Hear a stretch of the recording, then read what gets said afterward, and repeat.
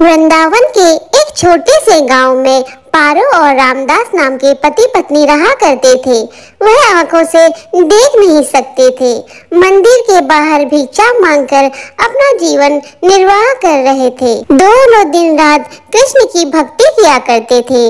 भोजन से पूर्व वह अपने कृष्ण के लिए उस भोजन का प्रसाद लगा लिया करते थे। उस प्रसाद को अपने भोजन के पात्र में थोड़ा सा मिलाकर बाकी किसी दूसरे गरीब को खाने को दिया करते थे।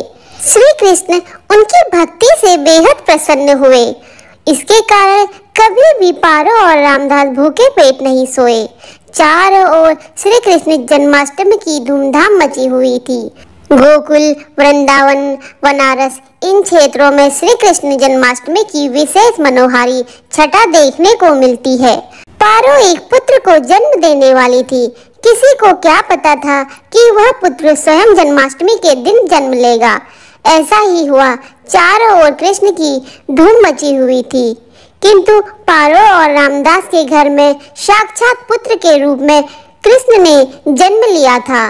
पति पत्नी ने अपने बालक का खूब लाड़ प्यार से पालन पोषण किया। उनका नाम चंदन रखा। वह भी अपने माता पिता की भांति कृष्ण का भक्त बन गया। दिन रात श्री कृष्ण की पूजा आराधना करता। चंदन जब भी बीमार होता, भटकते हुए कहीं दूर चला जाता, तो एक गाय चराने वाला व्यक्ति उसकी मदद करता। उस गांव वाले का नाम मदन था। उसने बताया था कि वह पड़ोस के गांव में रहता है। इस परिवार की विपत्ति में वह सदैव रखवाला बनकर खड़ा रहता था। वही इस परिवार की आंख बना रहता। चंदन जब बड़ा हुआ तो वह मदन के गांव जाकर मदन को खोजने लगा। काफी खोजबीन के बाद उसे मालूम हुआ मदन नाम का तो कोई व्यक्ति गांव में रहता ही नहीं है। इस रहस्य का पता लगाने के लिए चंदन ने मन बना लिया।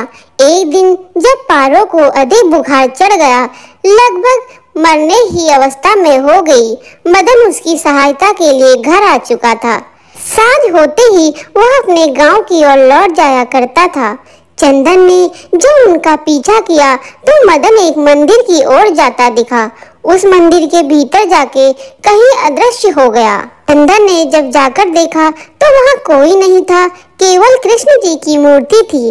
वह समझ गया था कि मदन कोई नहीं, स्वयं कृष्ण भगवान थे, जो उसकी हर विपत्ति में उसकी रक्षा करते थे।